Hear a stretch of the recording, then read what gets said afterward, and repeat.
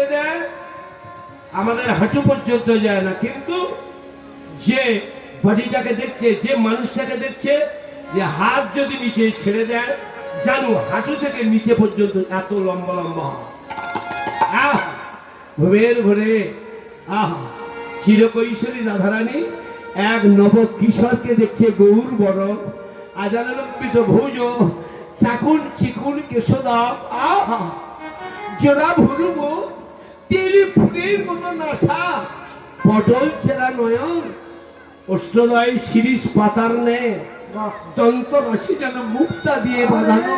আহা কৈশোর বয়সে যদি উত্তম কিশোরকে দেখে আর কিশোরীর মন দাঁড়ায় ঘুমের ঘরে স্বপন দেখে তুমি কে গো? আহা আমি আমি কি অবধি এমন রূপের পুরুষকে দেখি না। ভাবুক ভাবের পাশে বলছে ওটা পুরুষ নয় পরম পুরুষ। রাধে যাহার উপরে কোন পুরুষ নাই পরম পুরুষ। রাধারানী স্বপন যোগে বলছে আমি অবধি এমন রূপের পুরুষ দেখিনি গো। আহা তোমাকে দেখে আমার বড় পছন্দ হয়েছে গো। আহা তোমাকে দেখে আমার ভালো লেগেছে গো। শুধু ভালো লাগে, তোমাকে দেখে আমি ভালোবেসে ফেলেছি গো। আমার আমার বলতে যা আছে জানো জানো পাগল হয়ে গেছে রাধারানী রূপ দেখে। হ্যাঁ আমার বলতে যা আছে নারী জাতির দেহ মন প্রাণ জীবন যৌবন আমি সব তোমাকে দিলাম, আমি সব তোমাকে দিলাম, তুমি আমার হয়ে যাও, আমাকে তোমার করে নাও। এসো না গো, এসো আমার। আমার ছবিটা দেখাচ্ছিল কে? ছবি দেখাচ্ছিলেন গোবিন্দ। তখন সকালের সূর্য উঠে গেছে, স্বপন দেখছে তো, আর মুখ হারা শচীর ললিতা বিশাখার কাছে গিয়ে বলছে বলে ঢেকের মেয়ে দেখেছে। বলে ললিতা কি হলো? বিশাখার কাছে বলছে তো। বিশাখা বলে হ্যাঁ ললিতা কি হয়েছে, কার নামে ছাড় দিচ্ছে? রাধের সব কিছু ভালো লাগে, এই বারবার কিন্তু ভালো লাগে। বলে কেন কেন কেন? বলে আচ্ছা তুই একটা পর ঘরের মেয়ে, পর পুরুষে মন দিলি, মানুষটা ভালো বলে আমরা সবাই মিলে সাপোর্ট দিলাম, রাত্রেবেলা সবাই এসেছিলাম, নাচ গান হলো, আনন্দ হলো, সকাল হবার আগে বাড়ি যা। আচ্ছা কিরম বেহা মেয়ে বল? তবু বিশাখা ললিতাকে বলছে Lalita oil your own machine দে, তুই তোর চরকায় তেল দে। রাধারানী ঘুম ভাঙবে কি ভাঙবে না, থাকবে কি থাকবে না, বাড়িতে যাবে কি যাবে না, ওটা তার ব্যক্তিগত ব্যাপার। বলে না না না বিশাখা তুই বল, একটা নারীর যদি কলঙ্ক হয় অন্য নারীর সে কলঙ্কর দাগ লাগে না? বল না বল। এই যে আমরা এতগুলোর সাথে একসঙ্গে চলাফেরা, এর মধ্যে যদি একজন বিভক্ত হই, যদি বসন খুলে ফেলি, যদি লোক সমাজে উলঙ্গ হয়, একজন যদি আমরা এইরকম দেহ দেখায় আর অন্য নারী মুখে কাপড় দেবে না, তাদের বিশাখা বলে সব কথা বাদ দে, আসল কথা বল। বলে ওরে পর ঘরের বউ পর পুরুষের সঙ্গে এমন করে নিশি যাপন করে বেলা অবধি যদি এরকম করে শুয়ে থাকে, লোক জানাজানি হলে কলঙ্ক হবে, তাতে আমাদের কলঙ্কের ভাগ না।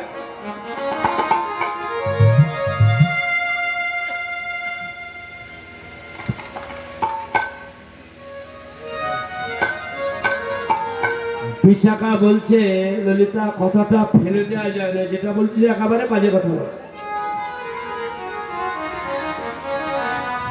এক কাজ কর, এখন বলাও যায় না, হয়তো দু মানুষের জেগে গল্প করছে, জানা তো নেই।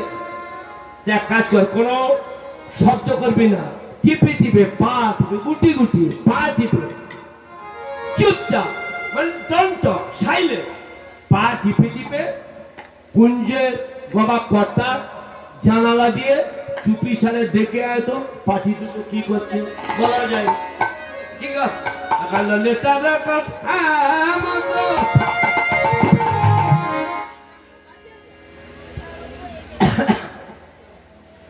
ললিতা বিশাখার কথা মতো ললিতা গেল, যে পা টিপে টিপে গেল মা, কিন্তু গিয়ে যে দৃশ্য দেখলো, দেখার সাথে সাথে বিশাখার কথা ভুলে গেল। বিশাখা তখন বললো, চুপি চুপি যাবি, কথা বলবি না। কিন্তু যে ঘটনা দেখেছে, দেখবার পর আর ললিতার বিশাখার সেই দেয়া কথাটা ভুলে গেছে। যা বাবাকে নহেন দেয়া বিশাখা রে,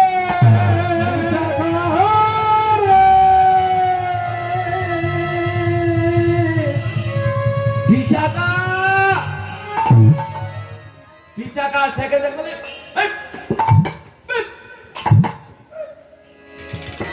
বলে যাই বিশাখা দেখে যা, বিশাখা দেখে যা, বিশাখা দেখে যা, বিশাখা দেখে যা, যা হয় না হবার না, বিশাখা দেখে যা, বলে যা দেখিস না দেখাবার না, বিশাখা দেখে যা, যা হয় বিশাখা। বিশাখা ছুটে গিয়ে মুখটা চেপে ধরবে। পই পই করে 14 বার বললাম, চেল্লাবি নে। বলে ওরে যা হয় না হবার নাই, যায় দেখিস না দেখবার নয়। কি ঘটনা করিস, বলে কি একেবারে গবাক্ষ ঘরে, কি গো কুঞ্জবনের গবাক্ষ জানালা দিয়ে বিশাখার টুটিটা ধরে দেখাচ্ছে, চেয়ে যায়। কি দেখাচ্ছে? বলে দেখে দেখে ঘুমাইছে ধরি, সোচা দবি সময়ঙ্গে দিনা পা, ওই না ঘুমাইছে ধরি, সোচা দবি সময়ঙ্গে দিয়া পা। ওরে বিশাখা রে,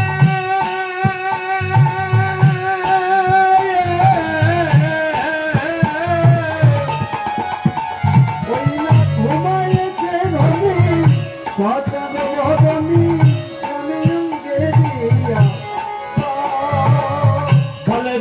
দেখি মেজের বুকের পাতা,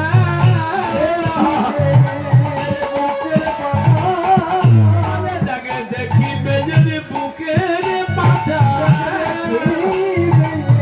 বুকের পাতা, বলে সাময়ঙ্গে দিয়েছে পাতা, বুকের পাতা, বলে সাময়ঙ্গে দিয়েছে।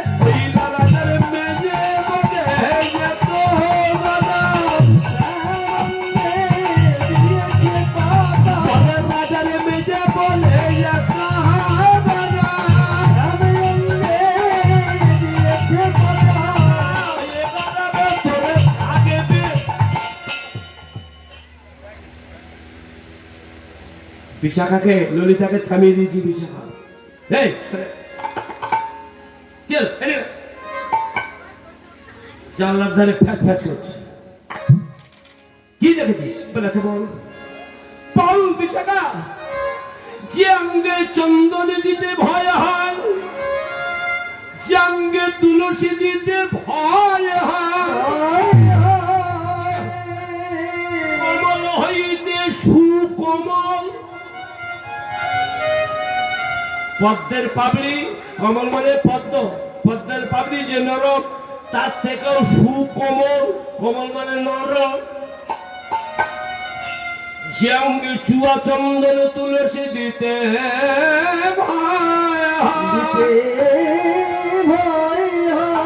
বিশাখা রে,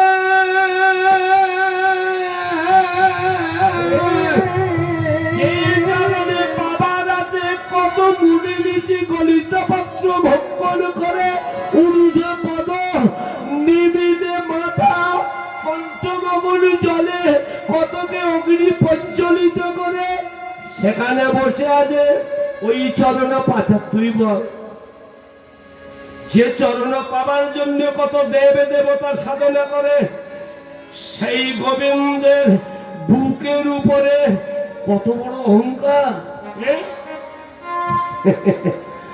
বিশাখা হাসছে, শুনছে, বলে তোর মনটা খারাপ লাগছে না? হাসছিস কেন? বিশাখাটা কে?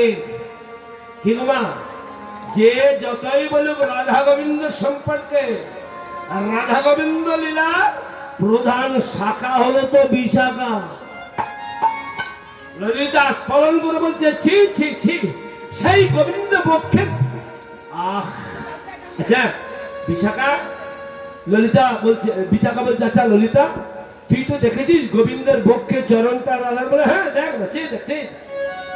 আচ্ছা তুই কি দেখেছিস ঘুমের ঘরে রাধা রানী নিজের চরণটাই ভাবে গোবিন্দের বুকে তুলে দিয়েছে? বিশাখা বলছে না তো, তা তো দেখা হয়নি। পাগলি কথা, তুই তো ছবিটা আঁকা আছে, আঁকা ছবি দেখেছিস। ছবিটা যখন অঙ্কিত হয়েছিল, আঁকা হচ্ছিল, তখন ছিলিস? তুই কি দেখেছিস যে রাধারানী ঘুমের ঘরে গোবিন্দের বুকের উপর পাটা তুলে দিয়েছে? বিশাখা বলে না, মিথ্যে কথা বলতে পারবো না, আমি তা তো দেখিনি, আমি এসে দেখলাম দেওয়া আছে। বলে ওরে আমার যত দূর জানা আছে, আমার যত দূর জানা রাধারানী চরণ দেয়নি, দিতে পারে না রে, পারে। গোবিন্দ রাধা চরণটাকে যতন করে ভজনের সম্পদ ভেবে বুকে তুলে দিয়েছে। ললিতা বললে ভজন সম্পদ? বলে ওরে রাধা গোবিন্দ লীলা স্মরণ করতে হয়, ভুলে গেলে হয় না, আমোদ আহ্লাদের জিনিস নয়। লীলার ছলে একদিন গোবিন্দ বলেছিলেন রাধে, কি বলেছিল? বলে রাধিকা প্রেমে গুরু আমি শিষ্য না, রাধিকা প্রেমে গুরু আমি শিষ্য না। আচ্ছা কি হয়েছে বললাম তো, ওটা তো ওকে বলবি তো, আমাকে বলছিস কেন? তোর জায়গা ও লোক বাজাতে এসছে, বুঝতে পারছে না, বোঝাবি তো, আমাকে বলছিস বলবি তো।